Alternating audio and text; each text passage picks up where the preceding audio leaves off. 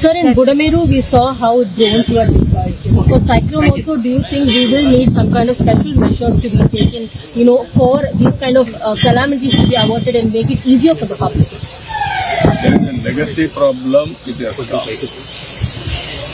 Today, this cyclone, if you see, we are having real-time governance. Tomorrow, I am going to explain to you how we are monitoring rainfall, flood management, even thunderbolt protection, deploying officers to last mile, and bring awareness, everything like that. Because of all those things, we are able to reduce the death. I made it very clear, no cash loss. Zero deaths, that is our motive, that is how we work, only 2 or 3 per report.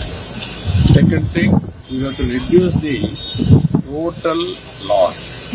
Either houses also this time, if you see, very less houses, 112 like that, houses were damaged. Even cattle damage is very less. Only fields. There are historical problems in the fields, or drainage is not going freely, so many problems. We are going to work. So yet again, calamities